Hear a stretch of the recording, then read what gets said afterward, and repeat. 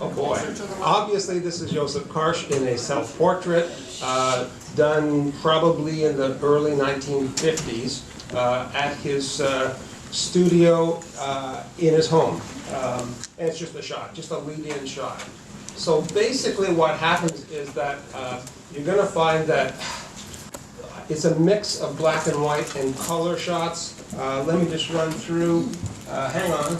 How do I go forward? It's my own laptop. I don't know how to go forward. Hang on. Oh, I got it. Okay, boom.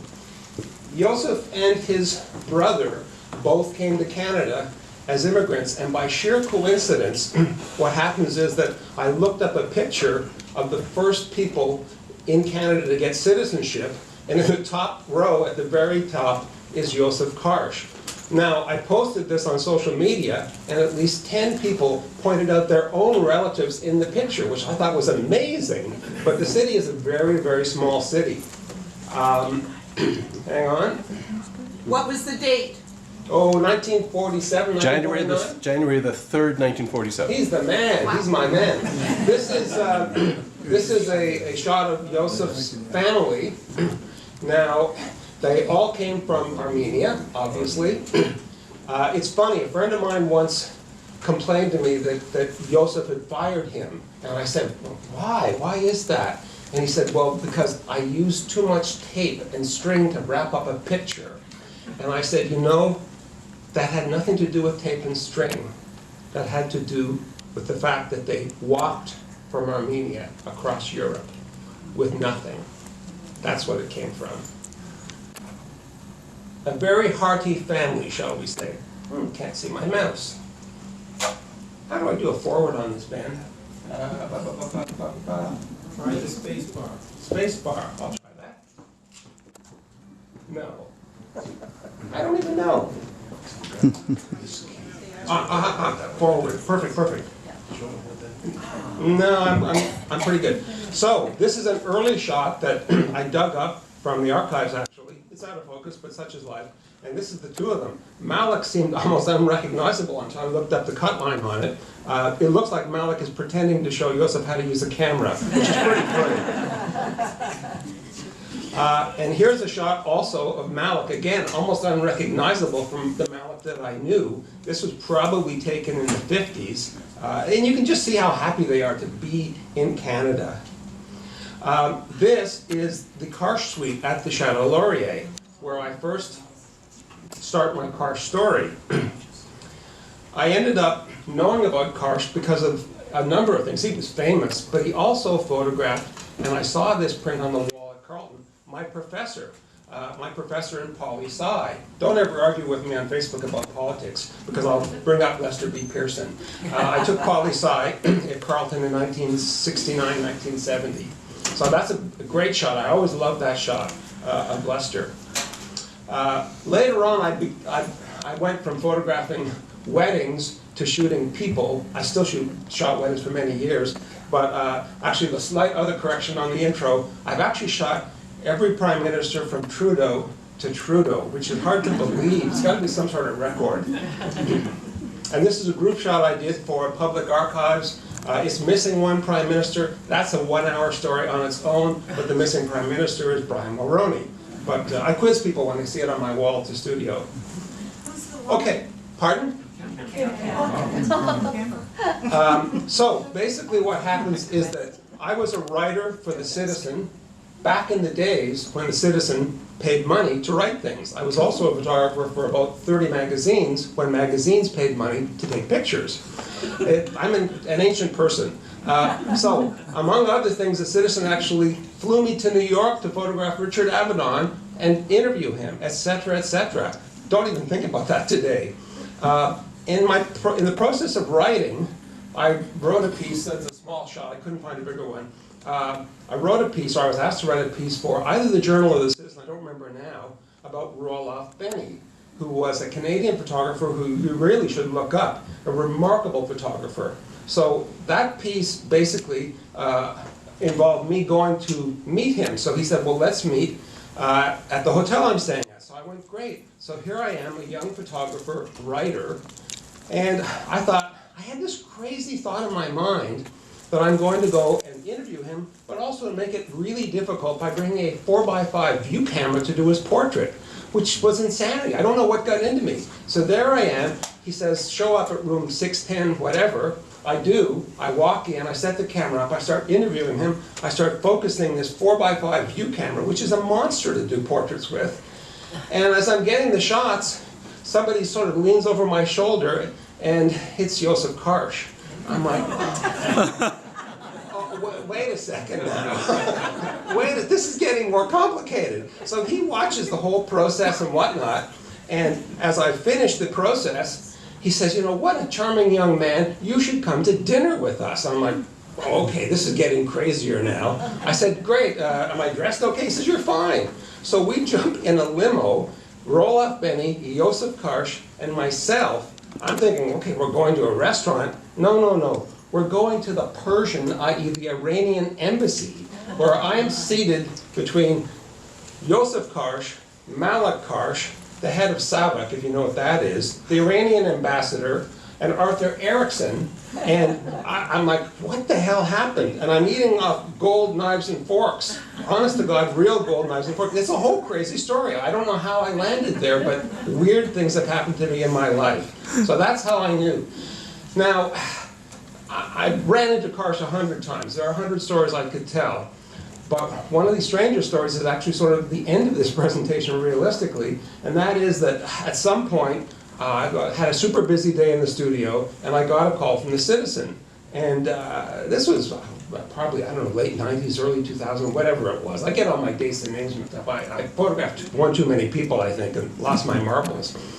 And they said, well, Paul, could you write a piece for us? I hadn't written for them for about 10 years. Every now and then I wrote something, and I said, well, what on? And they said, Yousuf Karsh. And I said, well, really? What's the thing? And they said, well, he died 3 hours ago. And I went, okay. I said, so it's 2:30 now. When do you need it? They said, 4:30?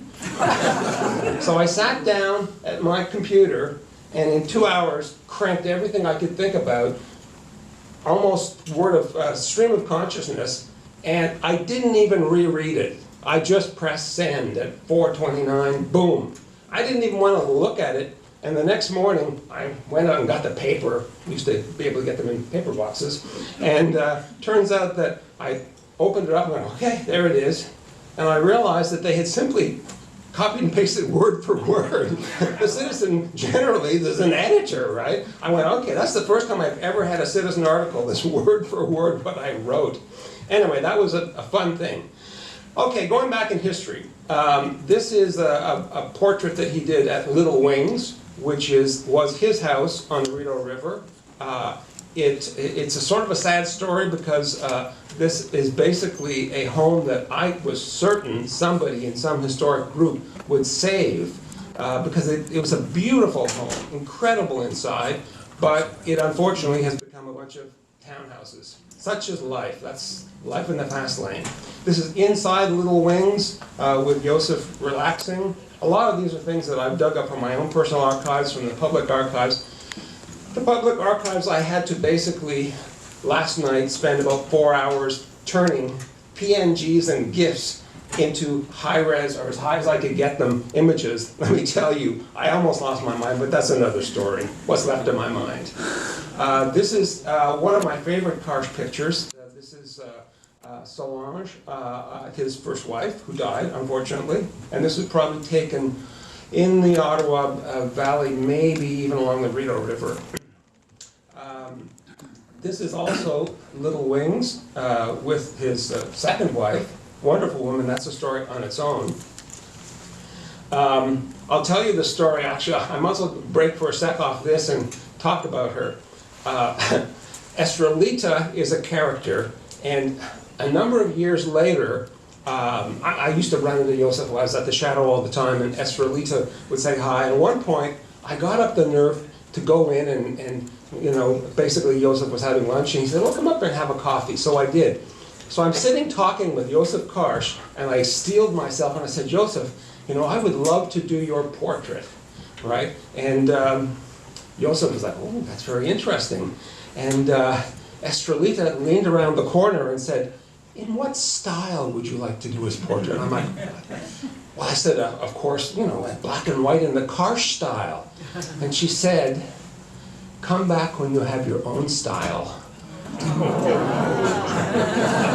Well, I was so afraid I never came back. But I'll tell you that about 5 years ago, I was at a thing where Estrelita had donated a large number of Karsh prints to the General Hospital, I guess it was. And I met her again. I said, Estrelita, nice to meet you. You probably don't remember me. And she said, oh, of course, Paul Couvrette, Couvrette. And I'm like, okay. He's like 92 years old, fine. So I told her the story. I said, Estrelita, you're not going to remember this story, but this is what you said to me. And Estrelita said, and I quote, you must have thought I was some bitch. And I said back and gave her a hug. I said, Estrelita, that's one of the best things anyone ever said to me. Quite a character. The Churchill thing. I could go for 3 hours on this. I was interviewed when it was stolen at the Chateau Laurier. This, by the way, is a picture taken probably 2 to 3 weeks before it was stolen at the Chateau. Basically, there are many stories about that. This is Mackenzie King who commissioned that photograph. And here's Mr. Churchill smiling. Also, here's Mr. Churchill smiling. So I'll tell you one. I got a million of them. I'll tell you one. The Churchill family absolutely hated that portrait of Mr. Churchill because they saw him as a kindly gentleman and whatnot. It was propaganda, of course, right? That he was this serious lion, which he was in many ways. But yeah, he was a very, very, very genteel, funny man to his family. In another funny story, the Bytown Museum on April Fool's Day dressed somebody up and blurred their face and said, well, you know, we wish to thank this anonymous donor for a donation of a print. And it happened to be a print of Yousuf Karsh. Of course, it was stolen recently. And a number of my friends said, was that you in that hat? I said, no. Many of them actually believed that an anonymous donor had actually donated the stolen print. It gets crazier. It's a madhouse. I always say that Karsh haunts me. And of course, you know, in a number of ways he does. I remember doing this photograph of the Speaker of the House many years ago, putting up all these lights, and no matter what I did, there was glare and flare off this damn Churchill print. And I finally got it figured out, but I went, oh my God, I spent half my time getting glare off Churchill's head. The interesting part about this is exactly where the Churchill portrait was taken. I don't know if many of you know this, but this wall, Churchill was actually standing there when it was taken. So I thought that was pretty cool. As I say, Karsh haunts me. There's nothing more daunting than going into a room to photograph some executive, and they're saying, well, you know, I say, well, where's the picture going? And they go, oh, it's going to go on this wall. And I look up on the wall, and I go, oh, nuts, it's like 8 Karshes up there. What the hell? You know, thanks a lot, right? But it does happen, as simple as that. About half of these are mine, by the way, the ones on the right particularly. I've actually, you know, somewhat got into trouble with some of the Karsh people because I keep getting people coming to me with Karsh prints to restore them. And I won't say which department, but a certain government department had 10 Karsh prints, which they somehow decided they were going to put in a boardroom with about 5 hours of direct sunlight a day. They somehow didn't quite understand that you can't just go buy more of these things. Hello. So I did, in fact, restore them for them, which was a job in itself, actually taking Karsh prints and bringing back the blacks. I'm a digital maniac. I had a website in 1995, at the same time Microsoft and Google did, actually before Google. So I managed to do this. But then some of the Karsh people from New York called me and said, well, you can't do that. And I went, oh my God. So it was a whole series of things. I understood their concern as well, but you cannot make Karsh prints anymore. You know, well, Malak prints maybe, but you cannot make Yousuf Karsh prints anymore. They're all buried at the public archives, end of story. And so they should be. But a faded print, that's a whole debate on its own. But yeah, I'm a big copyright nut, so it was a whole series that's a 2-hour talk on its own. Yousuf, Karsh, and weddings. This is his wedding to Estrelita. And this is an early Yousuf Karsh wedding picture. People don't realize that Yousuf Karsh did passport pictures when he started out, and he did weddings, quite a few of them. Here's another. I really love this one. It's on the Chateau Laurier patio. I thought it was great. Now, my Yousuf Karsh wedding story, I've got many of those. At some point, maybe mid-90s, I was doing a huge Italian wedding, and things were screwed up on a wedding, hard to believe. But, and everything was late. And it's always the photographer that's got to fix things. So I'm fixing this schedule for this wedding.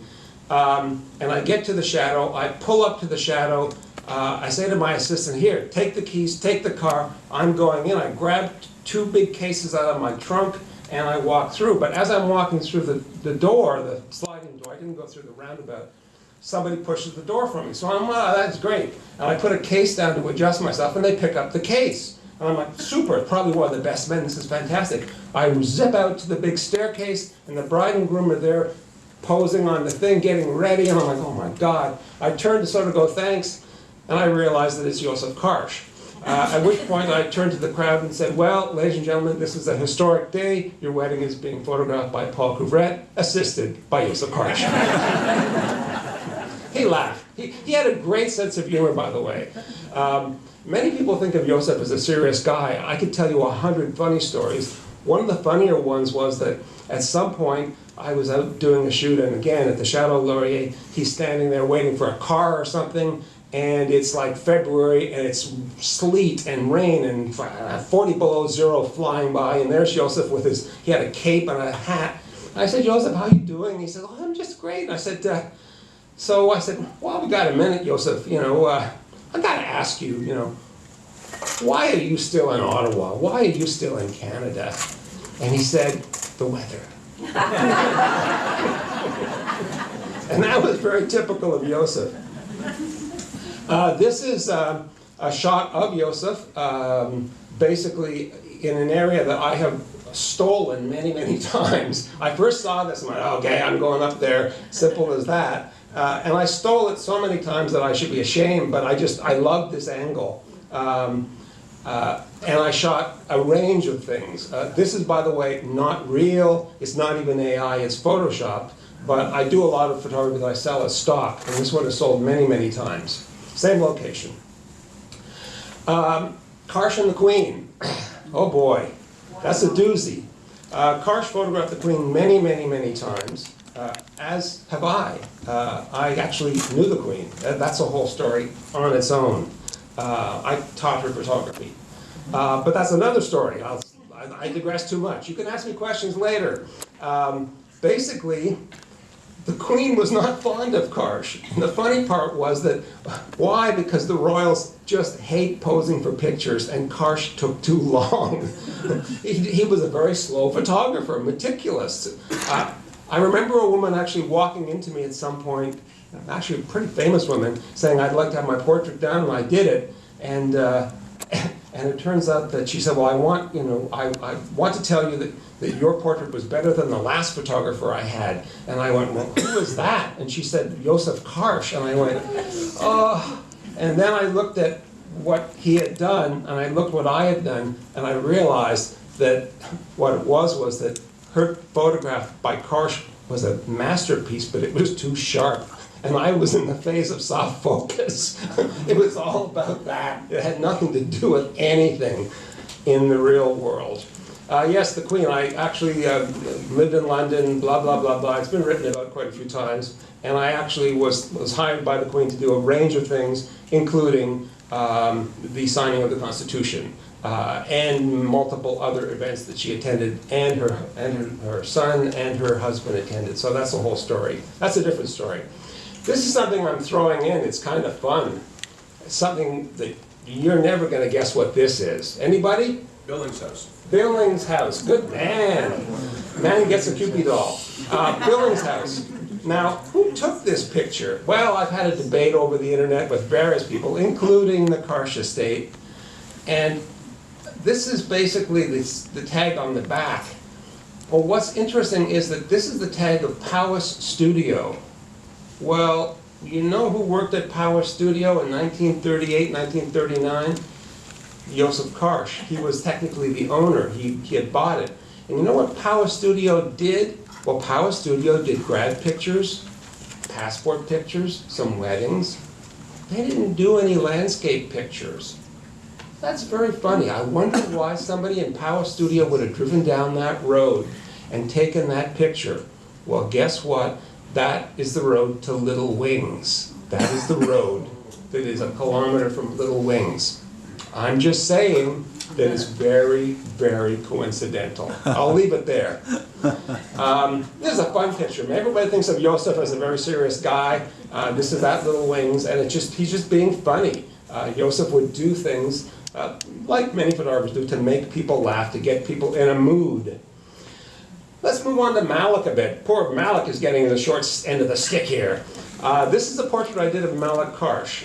You'll see it again in a couple of areas. Now, Malak came into my studio in Gladstone. It was for some magazine article. And he walked in. I said, bring your camera. And I said, okay, stand over there and climb up that ladder. And Malak looked at me like, what? I have a massive 20-foot studio ladder. He said, why am I climbing up a ladder? I said, Malak, you've forgotten. And he went, oh, yeah.